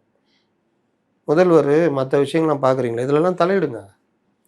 ஆர்டர்லி கூடாதுன்னு சொல்லுங்கள். உங்களுக்கு தேவையான வீட்டுக்கு ஆள் ஆச்சுக்க, வேறு ஏதாவது வச்சு சம்பளம் கொடுத்து வேலை வச்சுக்கோ. போலீஸ் வேலை போலீஸ் வேலையை தான் பார்க்கணும் அப்படின்னு சொல்லுங்கள். எத்தனை அதிகாரிகள் வெளியே வராமல் இதில் பல பேர் சோகம் கண்டு போயிருப்பான். ஆல்ரெடி அவனுக்கு ஸ்டேஷனில் வேலை செய்ய அதிகாரி வீட்டில் இருந்தால் இது போலீஸ் ஸ்டேஷனில் ஒரு வண்டி கொடுக்குறாங்க வச்சுக்கோங்க, பெட்ரோல் பைக் பெட்ரோலுக்கு ஒரு 15 வண்டி கொடுக்குறாங்க வச்சுக்கோங்க. இந்த ஆர்டர்லி இருக்கார்ல, அந்த அதிகாரிட்ட சொல்லி அவர் முதல்ல வாங்கி வர அந்த பைக். இது எல்லாம் நான் நடக்காத கதையை சொல்லலை, நடந்து பல போலீஸார் பல அதிகாரிகள்கிட்ட நான் கேள்விப்பட்ட கதையை சொல்கிறேன். அப்போ இந்த ஆர்டர்லி முறையை ஒழிங்க. க்ளீன் கவர்மெண்ட் கொண்டு வரணும்னு நினைக்கிறீங்கள, இங்கேருந்து ஆரம்பிங்க. போலீஸ் அதிகாரிக்கு அவங்களுக்கு தானே காரு, அப்புறம் எதுக்கு வீட்டுக்கு காரு? அப்போ அதெல்லாம் ஒழிங்க. ஐஏஎஸ்களுக்கு ஐபிஎஸ்களுக்கு காரு, எக்ஸ்ட்ரா காரு, அதெல்லாம் ஒழிங்க. மந்திரிங்களுக்கு ஒரு கார் தானே கொடுக்குறாங்க, எக்ஸ்ட்ரா கார்லாம் கிடையாது. அப்போ ஏன் இவங்களை அதிகாரிகள் வானலாக அதிகாரம் படைச்சவங்களா, அவ்வளோ பெரிய வானத்தில் குதிச்சவங்களா? அதனால் இந்த மாதிரி விஷயங்கள்லாம் சிஸ்டம், இதை தான் நான் சிஸ்டம் திரும்ப திரும்ப சொல்கிறேன். இந்த சிஸ்டத்தை முதல்வர் மாற்றணும்னா முதல்ல அவர் துறையிலேருந்து தயவுதாட்சினை பார்க்காம எடுக்கட்டும் நடவடிக்கை. இவங்களெல்லாம் என்னென்னா மூஞ்சி பார்க்கணுமே, கோச்சிக்குவாங்களோ, இன்னொன்று அவங்க மேலே நடவடிக்கை எடுக்கிறதுக்கு இவங்க தயவு தேவையாச்சு. இப்படிலாம் அவங்க மேலே அவங்க இந்த மாதிரி இருக்கிறதுக்கே இவங்களையும் பலர் காரணமாக இருக்கிறாங்க. அவங்க மேலே நடவடிக்கை எடுக்கும் போதே இவங்களையும் சிலர் மேலே நடவடிக்கை எடுத்தாக வேண்டிய கட்டாயம் இருக்குது. விசாகன் ஓடி போயிட்டார்ல அன்றைக்கி, அவர் மேலே புகார் கொடுத்து. அப்போ அந்த மாதிரி இன்னும் எத்தனை விசாகன்கள் இருக்கிறாங்க உள்ளக, என்ன பண்ண போகிறீங்க? இதெல்லாம் தான் ஒரு ஆண்மைத்தனம், இதுதான் கட்ஸு. இதெல்லாம் பண்ணிங்கன்னா கட்ஸு. இதெல்லாம் விட்டுட்டு கீழே இருக்கிற போலீஸ்காரனை லஞ்சம் வாங்கினா நம்பர் கொடுக்குறது, அதுவும் பண்ண வேண்டியது தான். ஏன்னா மக்கள் நேரடியாக பாதிக்கப்படுவோம். காய்கறி கடை வச்சுருக்கோம், அதை வச்சு ரவுடி மாமூல், கவுன்சிலர் மாமூல், கட்சிக்காரன் மாமூல், போலீஸுக்காரன் மாமூல்னா அவன் எவ்வளோ தான் தாழ்வான். அதுவும் ஓகே. ஆனால் அது பார்த்திங்கன்னா இதை விட இதுதான் மோசம். இதெல்லாம் 100 200 இதுக்குள்ளே தான் அது. அப்போ அந்த கட்ஸை கொண்டு வாங்க, உண்மையிலே தலை வணங்கணும். இதெல்லாம் சொல்லாமல் மாற்றம்லாம் வராதுங்க. மாற்றம் வரணும்னா அது அதிகாரிகள்கிட்ட ப்ரெஷர் கொடுத்து அங்கே கொண்டு வர மாற்றம் தான் வரும். நேற்று கூட ஒரு இணைப்பு கொடுக்கறதுக்கு 2 பேர் மாட்டிக்கிறாங்க, 2.5 லட்ச ரூபா நம்ம வாங்கியிருக்காங்க. லஞ்ச ஒழிப்புத்துறையில் புகார் கொடுத்து 2 பேரும் ஆள் சும்மா வெட்டி போட்டால் 2 பேர் சாப்பிட்லாம் போல அப்படிங்கிறாங்க. 2 அதிகாரிங்க மாட்டிக்கிறாங்க. அப்போ ஏன் இவ்வளோக்கு அப்புறம் ஆட்சிக்கு வந்து 100 நாள் ஆன பிறகுமா தைரியம் இருக்குது? எப்படி வருது? அதான் சிஸ்டம். அந்த இதை மாற்றணும். ஆக மொத்தத்தில் ஃபைல் ஓப்பன் ஆகாதுன்னு சொல்கிறீங்க. ஃபைல் ஓப்பன் ஆனால் அதிகாரியும் மாட்டுவாங்க. நீங்கள் பண்ணுற தெல்லியாக இருந்தால் நான் உண்மையிலே கையெழுத்து கும்பிடலாம். ஒரு தைரியமான அமைச்சரவை. ஏன்னா மக்கள் நேர்மையான இதுக்கு தான் வாக்களிச்சிருக்காங்க. மக்களுக்கு ஒன்றும் நீங்கள் துட்டு கொடுத்து ஓட்டு வாங்கலை. மக்கள் அவங்கள்ட்ட எதையுமே எதிர்பார்க்காம மற்றவங்க கொடுப்பா நீ கொடுப்பா வாங்கின்னு ஓட்டை அவங்களுக்கு போட்டுக்கிறான். விஜயகாந்த் பிறந்த நாளில் விஜயகாந்த் சொன்னது நடந்துருக்குது. என்ன சொன்னார்? துட்டு கொடுத்தா வாங்கிக்கிங்க, ஓட்டை நீங்கள் தீர்மானித்து போடுங்கன்னாங்க. அதான் ஜனங்க பண்ணாங்க. அப்போது அவ்வளோ நேர்மையாக இருந்தவங்களுக்கெல்லாம் எந்த செலவு பண்ணாமல் வந்தவங்களுக்கு கொடுத்துருக்காங்கன்னா நீங்கள் அதை மக்களுக்காக தான் நன்மையாக பண்ணணும், அதிகாரிகளுக்கு பண்ணாதீங்க. அந்த வர்க்கம் என்னைக்கு இருந்தாலும் அவங்கள கவுத்தி விட்டு போயிடும், பொக்கை எடுத்துட்டு எதிரில் போயிடும். இப்போ அங்கே இருந்தவங்க தானே கேட்குறான், அவங்க வீட்டில் உட்காந்துருக்காரு முதலமைச்சர். ஆனால் அன்றைக்கி பவராக இருந்தவங்க அவரை ஆட்டு வச்சுருந்தவங்க இந்த கவர்மெண்ட்லேயும் பவராக ஆட்டு வச்சுக்கிட்டு இருக்கிறாங்க. வித்தியாசம் தெரியுதா? இதை தாவேகா தொண்டர்களும் புரிஞ்சுக்கணும். இதுதான் யதார்த்தம். இந்த யதார்த்தத்தை மீறினால் பெரிய லெவல். இந்த யதார்த்தத்தை மீறாமல் அதிகாரிகளோடு அனுசரித்து போகலாம், நான் இங்கே மட்டும் நடவடிக்கை எடுக்கலாம்னா அது அரசியல். அந்த நடவடிக்கையும் நிற்காது, தான் பிரச்சனை. பொதுமக்களுக்கு எந்த லாபமும் கிடையாது. அதனால் நீங்கள் பத்திரப்பதிவுலாம் எடுத்துட்டிங்கன்னா அவ்வளோ பிரச்சனை. அதில் நான் அதை பண்ணுறதுனா சில்லறை சீர்திருத்தங்கள். வலுவான சீர்திருத்தம்னா டபுள் டாக்குமெண்ட் போட்டவன், பழைய டாக்குமெண்ட்டை அழித்து எடுத்தவன், இதெல்லாம் துணை போன அதிகாரிகள் எல்லாரையும் மேலே நடவடிக்கை. கோயில் சொத்து குலநாசம் சிவநாசம்லாம் சொன்னார்ல அன்றைக்கி, அந்த கோயில் இதுக்கு துணை போன அறநிலைத்துறை அதிகாரிகள் எல்லாத்தையும் ஒவ்வொரு துறையிலையும் அந்த மாதிரி அதிகாரிகளும் சேர்த்து கை வச்சோன்னா டிஎன்ஜியை வந்து பல அரசு ஊழியர் சங்கத்திலேருந்து போராட்டத்தில் குதிப்பாங்க. சரி சார், நீங்கள் ஆஸ்டின் அவர்கள் பேசும்போது ஒரு விஷயம் சொன்னார். இந்த முதலீட்டாளர்கள் மாநாடு நடந்தது, 1.5 லட்சம் கோடி முதலீடு. இது எத்தனை முதலீடுகள் வந்து தாவேகா சார்பில் கொண்டு வரப்பட்டது? கிட்டத்தட்ட ஒரு 80% திமுக கொண்டு வந்துட்டதோட எக்ஸ்டென்ஷன் மாதிரி தானே தெரியுது அப்படின்ற அந்த டாபிக் வரும்போது ஒரு மேகசின் பிரச்சனை ஒன்று போச்சு. கீர்த்தனா அவர்கள் ஆரம்பித்தாங்க. ஆக மொத்தத்தில் தாவேகாவோட அதாவது டிஎம்கேவோட எக்ஸ்டென்ஷன் தான் அந்த ஒப்பந்தங்களா? கிட்டத்தட்ட 1.5 லட்சம் ஒப்பந்தங்கள். ஏங்க அதில் என்னங்க தப்பு இருக்குது? நீங்கள் என்ன பெருமைப்பட்டுக்கிறீங்க? நான் ஒரு நிறுவனம் வச்சுருக்கேன். 2026 ஜனவரியில் நான் திமுக அமைச்சர்கிட்ட பேசுகிறேன், தொழில்துறை அமைச்சர்கிட்ட. ஒரு 5000 கோடி ரூபா ப்ராஜெக்ட் பேசுகிறேன். அவங்க என்ன சொல்கிறாங்க, அடுத்து நாங்கள் தான் 180 சீட்டு நம்ம பண்ணிக்கலான்றாங்க. சரிங்க, ரைட்டு பண்ணிக்கலாம். இந்த பேச்சுவார்த்தை இருக்கும்போது தேர்தல் வருது. சார் தேர்தல் முடிவிட்டோம் நம்ம பண்ணிக்கலாம் அப்படின்னு. தேர்தல் முடிஞ்சோன்னா ஆட்சி மாற்றம் வந்துடுது. நான் வந்து திமுகட்ட பேசுனதுக்காக நான் சும்மா இருப்பேனா? இந்த கவர்மெண்ட்லேயும் நான் வந்து 5000, அதுவும் இவங்க எங்களுக்கு எதுவுமே வேணாங்கன்னா, ஐயோ எப்பா சாமி உன்னை தான் தேடி இருந்தேன்னு தான் வருவாங்க. அப்போ வந்து போடுறாங்கன்னா இது எங்களுடைய இதுதானா? நான் என்ன கேட்குறேன், உங்களுடைய இதுன்னு சொல்கிறதுக்கு உங்களுக்கு என்ன யோகியதை இருக்குதுன்னு கேட்குறேன். 10.5 லட்சம் கோடி ரூபா நீங்கள் முதலீடு நீங்கள்ல அன்றைக்கி வெள்ளை அறிக்கை கேட்டாங்கல்ல, கொடுத்தீங்களா? A4 சைஸ் பேப்பர் எடுத்து காமிச்சிங்கள்ல, சேம் அதே தான். இப்போ நீங்கள் அவங்க தான் உங்கள் ஆளுங்கன்னு சொல்கிறதுக்கு என்ன உங்களுக்கு யோகியதை இருக்குது? நீங்கள் அந்த பீரியடில் இந்த மாதிரி இத்தனை நிறுவனங்கள் பேசி வச்சுருக்கோம், ஆட்சி மாற்றம் அடுத்து நாங்கள் தான் வரும்பொழுது இந்த 1 லட்சம் முதலீடும் வரும் அப்படின்னு ஏதாவது அறிக்கை கொடுத்தீங்களா? நீங்கள் வாட்டில் நீங்கள் சொல்கிறீங்க, சொல்லிட்டு போங்க, அவ்வளோதான். அப்படிலாம் இல்லை, போதுமா? அப்படிலாம் இல்லை. இந்த ஆட்சி வந்தோன்னா இந்த ஆட்சி சிங்கிள் விண்டோ சிஸ்டம் நல்லா இருக்குது, பிரச்சனை இல்லைன்ட்டு தன்னெழுச்சியாக 1 லட்சம் கோடி ரூபாய்க்கு பல வணிகர்கள் முதலீட்டாளர்கள் வர்றாங்க. அப்படி தான் சொல்லுவோம். என்ன பண்ணுவீங்க நீங்கள்? என்ன 10 லட்சம் கோடி ரூபாய்க்கு நான் வெள்ளரி கொடுத்தீங்களா? மேகசீனில் போட்டிருக்கு அப்படின்ட்டு ஒரு டேட்டாவை எடுத்துகிட்டு வந்து பேசினாங்க. அதுக்கு தான் கீர்த்தனா செய்தித்தாளை தான் கொண்டு வந்து காமிக்கக்கூடாது ஆதாரமா. அப்புறம் என்ன? செய்தித்தாள் கூட இல்லை சார், இது ஒரு வெப்சைட்டுன்னு தான் சொன்னாங்க. வெப்சைட்னா அதோட மோசம். அது என்ன வேணா எழுதுவான். சட்டென்று எழுந்த கீர்த்தனா, பதறி போய் உட்கார்ந்த வேலு அப்படின்னு அங்கே ஒரு பிரச்சனை போயிட்டு இருந்தது. பத்திரிகையாளர்களுக்கு இப்போ இப்படி சொல்லக்கூடாது அமைச்சர் அப்படின்ற ஒரு விவாதமாக போச்சு. பத்திரிகையாளர் அதாவது பத்திரிகையாளர்கள் காசு வாங்கிட்டு எழுதுறாங்க அப்படின்றது கீர்த்தனா சொன்னாங்க. பல பத்திரிகையாளர்கள் அந்த மாதிரி பண்ணுறாங்க அப்படின்ட்டு. அதற்கு உடனே திமுக சார்ந்தவங்களாக இருக்கட்டும், ஏவாவேல் அவர்கள் ஏஞ்சி இந்த மாதிரி சொல்லக்கூடாது, காசு வாங்கிட்டு எழுதுறாங்க அப்படின்னு சொல்லக்கூடாது அப்படின்ட்டு அதுக்கு சபாநாயகர் வந்து குறுக்கிட்டு அவங்க அப்படி சொல்ல மீனிங் கொஞ்சம் ஸ்மூத்தன் பண்ணி விட்டாங்க. சபை குறிப்பில் தான் நீக்கினாங்களா? சபை குறிப்பிலேருந்து நீக்கி பத்திரிகையாளர் இது அங்கே வரைக்கும் பரவிச்சா? அதனால் இது என்னென்னா அது அதான் சொல்கிறேன், செய்திகள் அடிப்படையில் சட்டசபையில் பேசக்கூடாது. அதுக்கு ஒரு மேற்கோள் காட்டினார் சார் சபாநாயகர். கலைஞர் அவர்கள் சொன்னதா, பேராசிரியர் அன்பழகன் சொன்னதா, இந்த மாதிரி மேகசினில் வர அந்த விஷயத்தை வந்து குறித்து சட்டசபையில் விவாதிக்க கூடாது அப்படின்ட்டு அவர் சொன்னதா வாசித்து காமிச்சார். இந்த மாதிரி சட்டசபையில் அவர் சொல்லியிருக்காரு அப்படின்ட்டு. அதுக்கப்புறம் தான் நான் என்ன வாசித்து காமிச்சார்? இந்த மாதிரி கலைஞர் சொன்னதா ஒரு செய்தி மேகசினில் வர விஷயத்தை வந்து சட்டசபையில் விவாதம் பண்ணக்கூடாது, அது ஒரு ஆதாரமாக வச்சு விவாதம் பண்ணக்கூடாது அப்படின்ட்டு ஏற்கனவே சட்டசபையில் நடந்த நிகழ்வு அப்படின்னு சொன்னார். சட்டசபை மரபு வந்து பத்திரிகை செய்தி அடிப்படையில் கொண்டு வந்து பேசக்கூடாது, ஆதாரங்கள் அடிப்படையில் தான் பேசணும். பத்திரிகையில் என்ன வேணால் எழுதுவாங்க, அதெல்லாம் கொண்டு வந்து பேசக்கூடாதுன்றது சபை மரபு. அந்த அடிப்படையில் தான் அந்த மேகசின் இதெல்லாம் ஒத்துக்க மாட்டாங்க. சரிங்க, இப்போ என்னங்க உங்கள்கிட்ட பேசி வச்சுருந்தாங்க, உங்கள் ஆட்சி தொடரல, இவங்க ஆட்சிக்கு வந்திருக்காங்க, அடுத்த கவர்மெண்ட் தான் பேசணும். நான் வந்து ஒரு கடைக்கு சப்ளை பண்ணிக்கிட்டு இருக்கிறேன், ஹோட்டலுக்கு சப்ளை பண்ணுறேன் ஃபுட்டு. ஹோட்டலுக்கு வேண்டிய மளிகை சாமான் நான் மளிகை கடை வச்சுருக்கேன், நீங்கள் ஹோட்டல் நடத்திட்டுருக்கீங்க, உங்களுக்கு நான் சப்ளை பண்ணிகிட்ருக்கிறேன். நான் இல்லாமல் இன்னும் வேறு ஒரு இது ஆரம்பிக்க போகிறேன்னு நீங்கள் சொல்கிறீங்க, ஒரு ஸ்வீட் ஸ்டாலு, அதுக்கு வேண்டிய மெட்டீரியலு மற்ற விஷயங்கள்லாம் அட்டைப்பெட்டி அதுலேருந்துலாம் என் ஃப்ரெண்டு இருக்காருங்க, அவர் சப்ளை பண்ணுவாருங்க. சரிங்க, வர சொல்லி பேசுகிறீங்க. திடீர்னு நீங்கள் அந்த ஹோட்டலில் பிஸ்னஸே வேணான்னு விட்டு ஏதோ பிரச்சனை ஆகிடுச்சி விட்டு நம்ம அனீஸுக்கு மாற்றி கொடுத்துட்டு போயிடுறீங்க. இப்போது நான் வந்து மளிகை சாமான் வைக்கிறது தான் என் பிஸ்னஸ். அவர் ஹோட்டல் நடத்தும் போது நீங்கள் நடத்தின அதே ஹோட்டலில் இப்போ வாங்கி நடத்துகிறாருன்னா நான் என் மளிகை பொருளை அவர்கிட்ட விற்க தானே பார்ப்பேன்.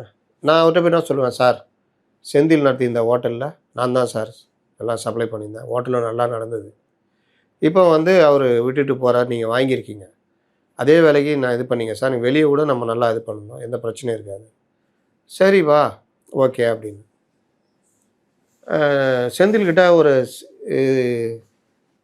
இவர் செஃப் ஒருத்தர் இருக்கார் வச்சுக்கிங்க, தலைமை சமையல்காரர், அவர் எப்பா எனக்கு 20% அப்படி இப்படின்னு வாங்கிட்டு இருக்காரு வச்சுக்கிங்க. இப்போ அனீஸ் வாங்கின ஹோட்டலில் புதுசாக வந்த சமையல்கார், எப்பா எனக்கு எதுவும் தேவையில்லை, எனக்கு பொருள் நல்லா இருக்கணும் அவ்வளோதான் அப்படின்னா எனக்கு சந்தோஷமாக இருக்குமா இருக்காதா? ஆமாம், நிச்சயமா. அப்போ நான் அவர்கிட்ட சொல்லுவேன், ஏப்பா அட்டைப்பொட்டி இந்த ஸ்வீட் கடைக்கு சொன்னீங்க, அந்த சமையல்கார் வந்து உன்கிட்ட 20 ரூபா எக்ஸ்ட்ரா வச்சு இது பண்ண சொன்னார், இப்போ அந்த ஆளே இல்லை, புதுசாக வந்துக்கிறாப்புல, அந்த சமையல்கார் நான் சொல்கிறேன் எனக்கு ஒன்றும் தேவையில்லை, எனக்கு பொருள் கரெக்டாக இருக்கணுன்றாரு, நீ உனக்கும் சந்தோஷம்தான், டக்குன்னு போய் பேசிடுறான்னு. அப்போ நீங்கள் என்ன சொல்கிறீங்க, என்கிட்ட இது பண்ணவங்க தான் இப்போ அங்கே வராங்க, இது எங்கே இதுதானா, இது என்ன இது தானேங்க நேச்சரு. தொழில் செய்கிறவன் அதுதானே செய்வான். தமிழ்நாட்டில் இருந்துக்கிட்டு இங்கே சரியில்லைன்னா டக்குன்னு ஆந்திராவுக்கு போயிட்டாங்களா, எவ்வளோ பேர் போனாங்க, ஏன் போனான்? ஐயோ இவர்கிட்ட பேசிட்டுமே டேடி வந்து எவ்வளோ வெள்ளையாக அழகாகிறாரு, அதுவும் டிஷர்ட்லாம் போட்டார்னா அப்படிங்கிறாரு, இந்த தமிழ்நாட்டை விட்டு போகக்கூடாது, நான் உட்காந்தான் அரே ஜாவுன்ட்டு போயினான்ட்டான். அப்போது அவனுக்கு வேண்டிய வசதி, அவனுக்கு வேண்டிய இன்ஃப்ராஸ்ட்ரக்சரு, மற்ற விஷயங்கள், அந்த இதெல்லாம் பார்த்துக்கிட்டு கமிஷன் வாங்குறது இப்படிலாம் பண்ணால் அவன் இங்கே இருக்க போகிறான். ஷேரை எழுதி கேட்டிங்கன்னா 30% அப்படின்னா என்ன வருது? அப்போது இந்த மாதிரி விஷயங்களில் 10 லட்சம் கோடி சொல்கிறாங்க, வந்தது 1 லட்சம் கோடின்னு அன்புமணி இன்னைக்கு கூட பேசுகிறாரு. அந்த இவர் எங்கள் தலைவர் புக்கு போட்டு வெளியிட்டார், இன்னை வரைக்கும் பதில் சொல்ல மாட்டேங்கிறார், இன்றைக்கும் கணேஷ் போட்டு வம்பிழுக்கிறாரு. அப்போ அதுதான் யதார்த்தம். இப்போ 1 லட்சம் கோடி வந்துக்குது, அதில் எவ்வளோ வருது நாங்கள் பார்க்குறோம் அப்படின்னா, ஆமாம் பார்க்கணும், நம்ம உட்பட 1 லட்சம் கோடிக்கு எம்ஓஐ போட்டிருக்காங்க. அது 1 லட்சம் கோடி வந்துச்சுன்னா உண்மையிலேயே இந்த கவர்மெண்ட்டு நல்லா இருக்குன்னு அர்த்தம். 30,000 கோடி வந்துச்சுன்னா ஏமாத்துறாங்கன்னு அர்த்தம். ஆமாம், அதே மாதிரி தான் இவங்களும் ஏமாத்துறாங்கன்னு அர்த்தம். அதனால் நாங்கள் அது பண்ணியிருக்கோம் இவங்க சொல்கிறாங்க, நீங்கள் பண்ணதெல்லாம் நாங்கள் பண்ணது, ஆமாம் நீங்கள் பண்ணதாகவே இருக்கட்டும்.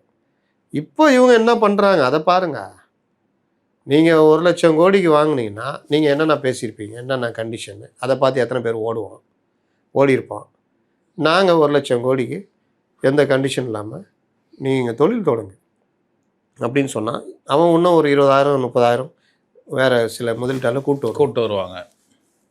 புது கவர்மெண்ட்டை வந்திருக்கு. இப்போ கேரளாவில் ஆந்திராவில் போனவன், இந்த கவர்மெண்ட் நல்லா இருக்குதுப்பா, பிரச்சனைகள் தரமாட்டேங்கிறாங்க, வந்து எங்கள் இதில் முதலீடு பண்ணுங்கன்றாங்க, உங்களுக்கு வேண்டிய உதவி நாங்கள் பண்ணுறோன்றாங்க, வா பண்ணலாம், தைரியமாக பண்ணலான்னா பண்ண தானே வருவாங்க.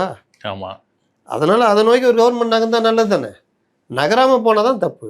இவங்க எதை விரும்புகிறாங்க? திமுக இதை சொல்லி என்ன பண்ண விரும்புகிறாங்க?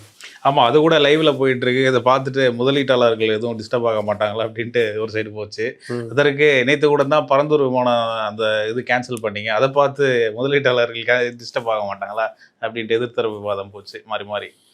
சரி சார். இந்த விஷயம் போயிட்டு வந்து என்எல்சி விவகாரம் கூட இன்னைக்கு பேசப்பட்டது. அது நெறைய விஷயங்கள் சபாநாயகர் கூட கீர்த்தனா அவர்களுக்கு அட்வைஸ் பண்ணாங்க. இதெல்லாம் கேட்டுக்கோங்க அப்படின்ட்டு.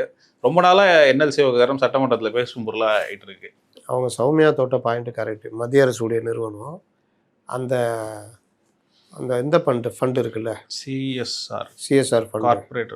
அது அது வந்து நம்ம ஸ்டேட்டில் பண்ணும்போது நம்ம ஸ்டேட்டுக்கான இதை பண்ணணும்.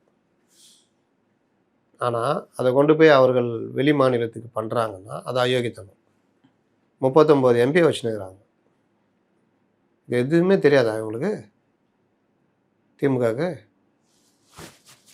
அது ஒரே ஒரு எம்பி வச்சுக்கிற சௌமியாவுக்கு தான் தெரியணுமா? யாராவது முன்னாடி பேசியிருக்காங்களா? அப்போ அவங்க ஒடிசாவுக்கும் இதுக்கும் கொண்டு போய் செலவு பண்ணுறது இங்கே தடுப்பணைகள் கட்டுத்தர சொல்லு, அதை கேளுங்க அப்படின்றாங்க. இன்னும் பல விஷயங்கள் வந்து நீங்கள் இந்த மாதிரிலாம் பேசி சாதிக்கலான்றாங்க. இன்னும் 60,000 ஏக்கர் எடுக்க ட்ரை பண்ணுறாங்க, உஷாராக இருந்துங்கன்றாங்க. கரெக்டு தானே? அதனால் இது மத்திய அரசு நிறுவனமாக இருந்தாலும் நமக்குரிய பங்கு, நமக்கு உரிமை அதெல்லாம் கேட்டு வாங்குங்கன்றாங்க. அது கரெக்டு தான். விஜய் அவர்கள் பெரம்பூர் மற்றும் திருச்சி கிழக்குல ஜெயிச்சதை எதிர்த்து போடப்பட்ட வழக்குல விஜய் தரப்புலேருந்து முதல்வர் ரிப்ளை கொடுக்கல. ரிப்ளை கொடுக்க அந்த லட்சத்தில் அவங்களுடைய அந்த வழக்கறிஞர் பிரிவு. வழக்கறிஞர் பிரிவு அந்த லட்சத்தில் இருக்குன்னு அர்த்தம். இதை வச்சுக்கிட்டு இவங்க போய் திமுகவோட மோதுனா வெரி ஸ்ட்ராங் அது அங்கே இருக்கிற டீமு. அப்போ இந்த லட்சத்தை வச்சுட்டு நீங்கள் உங்கள் முதல்வருக்கு ரிப்ளை கேட்டதுக்கே கோர்ட்டுக்கு ரிப்ளை கொடுக்கல, ஃபைன் போடுவோன்ற அளவுக்கு போகுதுன்னா நீங்கள் எந்த லட்சத்தில் இருக்கீங்க? இதெல்லாம் சிக்கல். இந்த சட்டத்துறை இந்த இதெல்லாம் எப்படி பயன்படுத்தணுன்றது ரொம்ப முக்கியங்க. நாளைக்கு ஏன் அவர் போயிட்டு நீங்கள் பாருங்கள், டாஸ்மார்க் வழக்கு விசாரணைக்கு தடை, எம்எல்ஏ பேர வழக்கு தடை, ஏவா வேலு இது தடை, இப்படியே எல்லாத்தையும் பல்ப் வாங்கினீங்கன்னா அப்புறம் என்ன உங்கள் சட்டத்துறை என்ன தான் பண்ணுது? இதில் அந்த ஏற்கனவே டாஸ்மாக் ரைடு இடிக்கு அந்த இடி ரைடை வந்து எதிர்த்து தமிழக அரசு தான் போயிருக்குது, தடை வாங்கி வச்சுருக்கு. அந்த தடையை நீக்க கோரி நாங்கள் வாபஸ் வாங்கிக்கிறோம், தடையை நீக்கிறீங்கன்னு சொல்லிட்டு சொல்ல வேண்டியதானே? டாஸ்மாக் ரைடு இடி ரைடு மேட்டரில் ஏன் இவங்க போய் கேட்காம இருக்கிறாங்க? ஏங்க ஒரு கவர்மெண்ட்டுக்கு 8 கண் 10 மூக்கு 20 வாய் 40 காதெல்லாம் இருக்கணும். எங்களுக்கு இதுதான் நேரம், நாங்கள் மானிய கோரிக்கையில் மட்டும் இருக்கிறோம், அதெல்லாம் இல்லை. அதுக்கு தான் அதிகாரிகள் மற்றது இருக்காங்களா? நீ 10 யோசிக்கணும். நீங்கள் ஏன் டிஎம்கே இந்த அளவுக்கு நிற்கிதுன்னா நாளைக்கு அடுத்த வாரம் யோசிப்போம். வட்டத்துலேருந்து மாநில நிர்வாகி வரைக்கும் எங்கே எதுன்னு எல்லாமே அவங்க தெரியும். இது வந்து இப்படி இந்த மலையை பார்த்தா தெரியும், ஓ இது இந்த மலையா, மணலை பார்த்தா தெரியும், அதை பார்த்தா தெரியும், வட்டத்துலேருந்து தெரியும் மாநில நிர்வாகி வரைக்கும். அப்போ நீங்கள் எப்படி இருக்கணும்? அவங்களுக்கு வந்து சட்டத்தில் சந்து பொந்தில் பூந்து வெளியே வர தெரியும். அப்போ அந்த ஓட்டைகளை அடைக்கிறதுக்கான கலை உங்களுக்கு தெரிஞ்சிருக்கணும். அதற்கு வலுவான சட்ட அணி இருக்கணும்.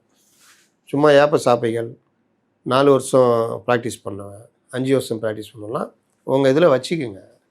ஆனால் ஒரு இடத்துல போய் ஒரு சீனியர் கவுன்சில் நிற்கும் போது ஜட்ஜி பார்க்கும்போது யோசிக்கணும், ஐயோ இவரா சிக்கலாச்சு அப்படின்னு.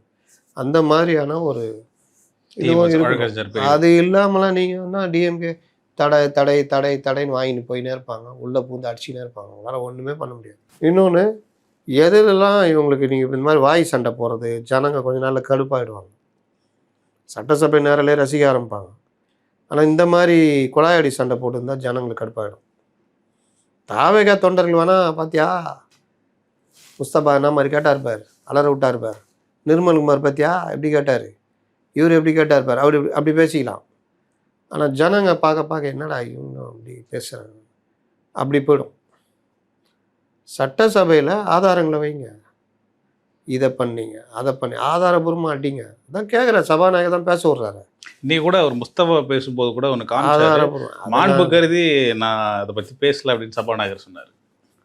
அதனால் அது வந்து நீங்கள் அதில் அவர் பேப்பர் கட்டிங் தூக்கிட்டு வந்தார். பேப்பர் கட்டிங்லாம் இப்போ ஸ்டாலின் மிசாவில் கைதாகவில்லை அப்படின்னு நாளைக்கு பேசினா தேவையில்லாத வேலை தானே. அது கைதானாரா இல்லையான்றது அது வேறு கதை. அது மிசாவில் தான் கைதானார்ன்றது ஊருக்கே தெரியும், ஆனால் கைதாகலை. மிசா பட்டியல்லையே அவர் பேர் இல்லை. அவர் சர்க்காரியா கமிஷன் கொடுத்த பட்டியல் அதில் தான் இருக்குதா இல்லையா, அது வேறு கதை. அது இன்றைக்கி தூக்கிட்டு வந்து பண்ணுற அளவுக்கு இருந்தாரு. இப்படி தான் தேவையற்ற வாதங்கள் போகும். இது காவிரி பிரச்சனையில் நீங்கள் என்ன துரோகம் பண்ணீங்க, என்ன விட்டு கொடுத்தீங்க அப்படி பேசுறது அது வேறு விஷயம். ஜனங்க தெரிஞ்சுக்குவாங்க எது அவைக்கு தேவையோ. இப்போ ஊழல் முறைகேடு நான் கண்டுபிடிச்சிருக்கேன், இந்த இதில் இவ்வளோ நடந்திருக்கு, இந்தாங்க ஆதாரம், என்கிட்ட ஆதாரம் இருக்குது. ஆனால் ஜனங்க தெரிஞ்சுக்குவாங்க, உங்களுக்கு தான் நல்லது. தேவையில்லாத விஷயங்கள் புறம் பேசுறது இது, அப்புறம் உடனே அவங்க எந்திரிச்சு வந்து கத்துறது. அவர்கள் வந்து எல்லாரையும் மிரட்டி மிரட்டி தான் அவங்க நடந்துக்குவாங்க. ஏய் ஏய் ஏய்னுவாங்க, உடனே பயந்துடணும் இந்த சைடில் இருக்கிறவங்க. அப்படி தான் அவங்களுடைய ஆட்டிடியூட், அவங்க மனநிலை அப்படி தான் இருக்குது. இந்த ரவுடி பசங்க பண்ணுவாங்கல்ல, வீட்லேயே அண்ணன் தம்பிங்க பண்ணுவானுங்க பார்த்தீங்களா, தம்பிக்காரனா அடிக்க போவான் அண்ணங்காரன். என் கணவன் மனைவிலே கணவன் பொண்டாட்டியை போட்டு எதாவது டப்பு டப்புன்னு அடிச்சிடுறது. எதுக்கு? பேசுறதுக்கு பதில் சொல்ல முடியாது, 2 அறை விட்டுறது. நான் அப்படி தான் ஞாபகம் வச்சுக்கோ, தேவையில்லாமல் பேசினா அடிச்சிடுவேன் அப்படின்றது. திருப்பி திருப்பி அடித்தா அந்த அம்மா நான் யோசிக்கும், நம்ம எதாவது கேட்டால் அடிப்பாங்க, நமக்கு எதுக்கு. அதை புள்ள பார்த்துச்சுன்னா அதுவும் பயப்படும், அப்பா அடிப்பாரு. இந்த மாதிரி மேன் ஹேண்டில் பண்ணுறது இது என்ன மனநிலை? சீனம் பழமொழி ஒன்று சொல்லுவாங்க, எவன் ஒருவன் ஒரு வாதத்துடைய முடிவில் வன்முறையை கையில் எடுக்கிறானோ அவங்ககிட்ட உண்மை இல்லை. நீங்கள் நானும் விவாதம் பண்ண இருக்கோம், நீங்கள் என்ன கேட்குறீங்க, நான் பதில் சொல்கிறேன், நீங்கள் திருப்பி திருப்பி உங்களுடைய அடுக்கு கேள்விகளில் என்னால் பதில் சொல்ல முடியல, நான் உடனே உங்களை போட்டு அடிச்சிடுறேன். அப்படின்னா என்ன அர்த்தம்னா, உங்களுடைய விவாதத்தை வந்து உண்மைத்தன்மை இருக்குது, என்கிட்ட பதில் சொல்ல முடியல, நான் சமாளிக்க என்ன பண்ணுறேன், வன்முறையை கையில் எடுக்கிறேன், உங்களை போட்டு அடிக்கிறேன். அதன் மூலியமாக உங்களை மௌனமாக ட்ரை பண்ணுறேன். இதே தான் சட்டசபையில் நடக்குது. ஆமாம், கேள்விகள் வரும் பொழுது பதிலுக்கு பதிலும் பேசாமல் துள்ளிட்டு வருது, அடிக்க ஓடி வருதுன்னா அடுத்த தடவை யாராவது எந்திக்கிறதுக்கு பயப்படுவாங்கல்ல. ஐயோ இவர் வருவார், தூக்கி உகார வச்சிங்கன்னா மார்க்கண்டே மாதிரி எப்படி மன்னிப்பு கேட்டார், அந்த மாதிரி தான் இவர்கள் எல்லோரும் வின்னர் பட காமெடி ஹீரோக்கள் தான். ஆனாலும் துரை சந்திரசேகர்லாம் பேசிட்டு தானே சார் இருக்காரு. 2 தடவை உட்கார வைங்க. ஜெயலலிதா இருக்கும்போது இவங்களாம் எங்கே போனாங்க? இதே துரை சந்திரசேகர் இருந்தார், என்ன பண்ணார்? எத்தனை பேர் ஜெயலலிதா இருக்கும்போது எந்திரிச்சு நின்று, முதல்வர் எந்திரிச்சு நின்று பின் ட்ராப் சைலண்ட் ஆகிடும். இன்றைக்கி விஜய் எந்திரிச்சு நின்னா கூட கத்தின்னு இருக்காங்க, எந்திரிச்சு நிற்கிறாங்க. முதல்வர்னால் அந்த ஒரு டிக்னிட்டி, அந்த இது இருக்கணும். அந்த மாதிரி சில விஷயங்கள் இன்னும் போக போக கொடூரமாக மாறும்னு நினைக்கிறேன். சபைக்காரர்கள் வச்சு வெளியேற்றுறது நடக்கும், என்ன நடக்க போதோ. ஆனால் நேரலையை மட்டும் விட்றாதீங்கப்பா, எங்களுக்கெல்லாம் என்டர்டெயின்மெண்ட் வேணும், ஜனங்களும் தெரிஞ்சுக்கணும் யார் என்ன ஏதுன்னு. அதனால் பார்ப்போம். பரந்தூர் வந்து இவர்கள் சொல்கிற மாதிரி 90% கையகப்படுத்துறது கிடையாது. 2வது, ஒரு மாநிலத்துக்கு வளர்ச்சிக்கு வேணுமா? வேணும். ஏன் வேணும்னா 1.5 ட்ரில்லியன் சொன்னார்ல, நீங்கள் எதிர்பார்க்குறது வராது தான். ஏன் வராதுன்னா, இன்றைக்கி நான் நேற்று கூட கத்தை பசிபிக் வரலன்னா ஒருத்தர் போட்டிருக்காப்புல, வருதுங்க மலேசியாலலாம் வருது மலேசியா சிங்கப்பூர்லாம் போகுது சென்னையிலேருந்து. கத்தை பசிபிக் நான் தப்பாக சொல்லிட்டேன், வேறு ஏதோ ஒரு நாட்டுக்கு அந்த இது இல்லை, பெங்களூர்லேருந்து தான் போகிறோம். அமெரிக்கன் ஏர்லைன்ஸ்லேருந்து அமெரிக்கன் சார்ந்த இது ஆஸ்திரேலியாவுடைய இது, ஃப்ரான்ஸ் இது, யூரோப் கண்ட்ரிஸில் பல நாடுகளுடைய இது, கனடா ஏர்லைன்ஸு, இந்த மாதிரி பல ஏர்லைன்ஸு இங்கே வரல. ஏன்னா அவர்களுடைய அந்த ஏர்பஸ்ஸு பல அந்த விமானங்களுடைய இதற்கேற்றாறு போல் நம்மள்ட்ட ஓடுபாதையும் இல்லை. கிட்டத்தட்ட 4000 மீட்டர் வேணும், 4 கிலோமீட்டர் தூரம்னு வச்சுக்கோங்க. இப்போ அந்த மாதிரியான சூழ்நிலைகள். அப்புறம் வந்து ஏர் பிரிட்ஜுன்னு வாங்கலாம், அந்த இது பஸ் இது அவங்க அங்கே ஃப்ளைட்லேருந்து நேராக ஏர்போர்ட் உள்ளே வர்ற மாதிரி அந்த செட்டப், அது ரொம்ப கம்மி நம்மள்ட்ட. இந்த மாதிரி பல காரணங்கள்னு சொல்கிறாங்க. அப்புறம் விமானங்கள் இயக்குகிற வசதி, ஒரு ஹவருக்கு 25 விமானமாக நம்ம தான் இயக்குற வசதி, அது 45 ஆக்கலாம் அப்படின்ற மாதிரி சொல்லிட்டுருக்காங்க. பல வெளிநாடுகளில் 150, 200, 300, 500 வரைக்கும்லாம் இயக்குவாங்க ஒரு ஹவருக்கு. வந்து இறங்கிட்டுருக்கோம், ஏறிட்டுருக்கோம். அது வந்து நிற்கிற இடம், பார்க்கிங்கு, இன்னும் பல பிரச்சனைகள் இருக்குது நமக்கு இப்போ இருக்கிற இது. இதனால் என்ன ஆகும், வெளிநாடுகள்லேருந்து இங்கே ஃபேக்ட்ரிஸு மற்றது ஆரம்பிக்கிறாங்கன்னா அவர்களுக்கு இந்த ஈஸி ஆக்சஸ் இருந்தால் வருவாங்க. நேராக அவன் நாட்டிலேருந்து இங்கே வந்து இறங்கி டக்குன்னு போகிற மாதிரி வசதிகள். 2வது, இங்கே தயாரிக்கிற பொருட்கள் கார்கோ. 3வது, எல்லா விமான நிலையங்களும் நிறுவனங்கள் எதிர்பார்க்குறது பிஸ்னஸ் கிளாஸ். அதில் எவ்வளோ வருது? இப்போ நம்மள்கிட்டயே சில இதெல்லாம் நிறுத்திக்கிட்டாங்க. ஏர் ஃப்ரான்ஸ்லாம் நிறுத்தினான்னு நினைக்கிறேன். என்ன காரணம், பிஸ்னஸ் கிளாஸு இல்லை, குறையுது. பெங்களூரில் அது சாத்தியமாகுது. அப்போது இதனால் ஒரு பெரிய தொழில் வளரும். முதலீடுகள் வரும். இதை சார்ந்து பலருக்கு வேலை வாய்ப்புகள் பல இது. இதை சார்ந்து உங்களுக்கு இந்த ஃபேக்ட்ரிஸு மற்ற இது நிறுவனங்கள் வருவதற்கான அரசு பேசும்போது இந்த இன்ஃப்ராஸ்ட்ரக்சரு ஹைவேஸில் வந்து உயர் ரக சாலைகள், மெட்ரோ இந்த மாதிரி பல இது இருக்கும்போது வசதிகள் இருக்குது. ஏர்போர்ட்டுக்கு, இதுக்கு துறைமுகத்துக்கு இது மாதிரிலாம் இருக்கும்போது உங்களுக்கு வளம் பெருக ஆரம்பிக்கும், முதலீடுகள் அதிகம் வர ஆரம்பிக்கும். இதுதான் வந்து ஒரு யாருமே எதிர்பார்க்கறது. அப்போ இந்த மாதிரி வசதி இன்றைய ஏர்போர்ட்டில் இருக்காருன்னா 2.5 கோடி மக்களை கையாளுகிற திறன் இருக்கிறது. டெர்மினல் 3 முடிஞ்சிருச்சுன்னா கிட்டத்தட்ட 35 பில்லியன் சொல்கிறாங்க. 3.5 கோடி. ஆனாலும் அதுக்கப்புறம் பெங்களூரும் ஹைதராபாத்துக்கும் மேலே நம்ம இருந்தோம். அப்புறம் பெங்களூர் கீழே மேலே போனாங்க. இப்போ ஹைதராபாத் நம்ம தள்ளி போயிட்டாங்க. காரணம் 4.5 கோடி வரைக்கும் பண்ணுறான். அதுக்கு டெர்மினல் 5 போட்டால் இன்னொரு 20 மில்லியன் பீப்புள்ஸ் வருவாங்க அப்படின்னு சொல்கிறாங்களே. 20 மில்லியன் அவ்வளோலாம் வரமாட்டாங்க. அதிகபட்சமாக சொன்னார். அவர் சொல்லுவார், அதிகபட்சமாக அதுக்கே 3 வருஷம் 4 வருஷம் ஆகும். அதிகபட்சமாக 3.5 கோடி 4 கோடி வரைக்கும் நம்ம ஆப்ரேட் பண்ண முடியும். இதில் விமானங்கள் இயக்கிற ஒரு ஹவருக்கு இயக்கிறது 15 அந்த மாதிரினா அது ஒரு 25-30 ஆக்கலாம். இந்த மாதிரி சில கூடுதல், அப்போ ரன்வே கொஞ்சம் ஆல்ட்ரு பண்ணி பண்ணுறது. இதெல்லாம் பண்ணால் இந்த வேறு பரந்தூர் மாதிரி ஒரு ஏர்போர்ட்டு கட்டுறோம் அப்படின்னா அந்த கட்டுற காலத்துக்கு நம்ம நிலையை தக்க வச்சுக்கிறதுக்கு பலதுக்கு இது பயன்படும், மேனேஜ் பண்ணிக்கலாம். அதனால் அது தேவை அப்படின்றது அது ரொம்ப முக்கியம்.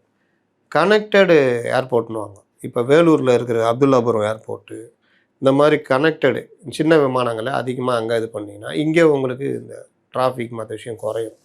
அந்த மாதிரி சில விஷயங்கள்லாம் யோசிக்கலாம் அப்படின்றாங்க. இந்த மாதிரி சின்ன சின்ன விஷயங்கள் ஆல்ட்ரு பண்ணுறது மூலிமா கொண்டு வரலாங்க. இப்போ பரந்தூர் இல்லை, அப்போ வேறு எங்கே அப்படின்னா குறைஞ்சது 5000 ஏக்கர் வேணும். ஏன்னா அடுத்த 50 ஆண்டு காலத்துடைய வளர்ச்சியெல்லாம் வச்சு தான் அது யோசிக்கணும். 4000 மீட்ரு ஓடுபாதை, ரன்வே அது ஒரு 2-3 இருக்கணும். விமானங்கள் வந்து பெரிய விமானங்கள் நிறுத்தி அந்த ஏர் பிரிட்ஜ் இருக்கணும், நிறுத்தி அவர்கள் டக்குன்னு கிளம்புறது. இந்த மாதிரி நவீன ஆப்ரேஷன் சிஸ்டம், இந்த மாதிரி பல. அப்புறம் எக்ஸ்பிரஸ் ஹைவே, அது ரொம்ப முக்கியம். நீங்கள் விமானத்துலேருந்து வந்து இறங்கிட்டு இந்த டிராஃபிக்கில் மாட்டியிருந்தீங்கன்னா அப்போ எக்ஸ்பிரஸ் ஹைவே, மெட்ரோ, விமான நிலையங்களுக்கு இடையேயான கனெக்டு, இந்த மாதிரி பல விஷயங்கள் தான் உங்களுக்கு அடுத்த கட்டத்துக்கு கொண்டு போகும். அதை நோக்கி நகரணுன்னா மாற்று இடம் 2 இடம் சொல்லியிருக்காங்க, அது என்னன்னு தெரியல. இவர்கள் ஏற்கனவே பார்த்தது வந்து நம்ம பன்னூர், திருப்போரூர், படாலம். இதில் பன்னூர் திருப்போரூர்லாம் விலை ஜாஸ்தி, நிலம் கையகப்படுத்த பிரச்சனை, தூரமும் ஜாஸ்தி. பன்னூரும் ஏதோ பிரச்சனை இருக்குது. படாலம் வந்து இதுக்கு சாதகமான ஒரு இது இருக்குது, என்ன குடியிருப்புகள் அதிகம், அதெல்லாம் கொஞ்சம் அப்புறப்படுத்தணும் அப்படின்ற மாதிரி. ஆனால் உங்களுக்கு இன்னொரு இடம் சொல்கிறாங்க, வந்தவாசி, அந்த இது அதெல்லாம் வந்து உங்களுக்கு மேய்ச்சல், அதாவது பயிர் நிலம் இல்லாமல் இந்த சாதா நிலம், அந்த மாதிரி சில வசதிகள்லாம் இருக்குது, அங்கெல்லாம் யோசிக்கலாம். இந்த திருப்போரூர், பன்னூர்லாம் வந்து ஏர்பேஸ், இந்த இது தாம்பரம் இந்த இது இருக்குது, விமானப்படைத்தளம், கல்பாக்க அணுகுலை, இந்த மாதிரி பிரச்சனைகளும் இருக்குது. அதுக்குள்ளே நீங்கள் வந்து பயணிகள் விமானம் இயக்க முடியும். அதுவும் நீங்கள் போகிற இதுக்கு வந்துட்டு போய்கிட்டு இருக்கும், அது ஒரு பெரிய பிரச்சனை. அந்த ஏர்பேஸ்குள்ளே போக முடியாது. இந்த மாதிரி பல சிக்கல்களோடு கலைஞ்சி ஒரு இடத்த தேடி பண்ணணும். அது வந்து 5000 ஏக்கர்கிட்ட இருக்கணும். இந்த மாதிரி பல சிக்கல்கள் இருக்குது. அதுக்காக பரந்தூரில் எடுத்துலாம் பண்ண முடியாது. ஏன்னா பரந்தூரில் இருக்கிற நீர்நிலைகள், அந்த ஏரி, அந்த கம்பன் கால்வாய், இது எல்லாமே ஒரு பெரிய அளவுக்கு வடிகால் மழை காலத்தில். இதை நீங்கள் மூடிட்டு நீங்கள் கான்கிரீட் எல்லாம் போட்டு பண்ணிங்கன்னா மழை பெய்தால் தண்ணி எங்கே போகும்? சென்னைக்குள்ளே வரும். இன்னொன்று, நீர்நிலையில் நம்ம உருவாக்க முடியாது, அதெல்லாம் இயற்கை நம்ம கொடுத்த கொடை, முப்போகம் விளையிறது. அதை நீங்கள் அழிச்சிக்கிட்டு இந்த வேலையெல்லாம் பண்ணுறது, கைவிட்டது உண்மையிலே நல்ல விஷயம். அதனால் மாற்று யோசிக்கிறேன்றாங்க. மாற்று யோசிச்சுட்டு அந்த நேரத்தில் இங்கே T3, T4 இதெல்லாம் இம்ப்ரூவ் பண்ணி கூடுதலாக விமானம் இயக்கிறது, ஒரு 3 கோடி 4 கோடி நெருக்கி பயணிகளுடைய ஆப்ரேஷன் கொண்டு வந்தாங்கன்னா அது பரவாயில்ல. அப்புறம் கனெக்டு, நான் சொன்ன மாதிரி இந்த ஏர்போர்ட் கனெக்டு பண்ணுறது, இதெல்லாம் பண்ணாங்கன்னா ஓரளவுக்கு சமாளிக்க முடியும். அதுலேருந்து ஒரு 10 வருஷத்துக்குள்ளே புது வகையான அந்த ஏர்போர்ட்டை இது பண்ணிட்டாங்கன்னா இதாகும். சுற்றுச்சூழல் அனுமதியே கொடுக்கல பரந்தூரில், இதில் வாய் கிழியுது. சூப்பர் சார், ரொம்ப அழகாக உங்கள் கருத்துக்களை பதிவு பண்ணீங்க. மீண்டும் ஒரு நேர்காணல் சந்திப்போம். நன்றி சார். இந்த வீடியோ உங்களுக்கு பிடிச்சிருக்க நம்புகிறோம். மேலும் இந்த மாதிரி பல விஷயங்களை தெரிஞ்சுக்க மைக்கம் சேனலை தொடர்ந்து சப்ஸ்கிரைப் பண்ணி எங்களுக்கு ஆதரவு கொடுங்க. மைக்கம் என்டர்டைன்மெண்ட் சேனலையும் அதில் தொடர்ந்து அதில் போடுற வீடியோஸும் தொடர்ந்து பார்த்துட்டு வாங்க. அடுத்த வீடியோவில் சந்திப்போம். நன்றி.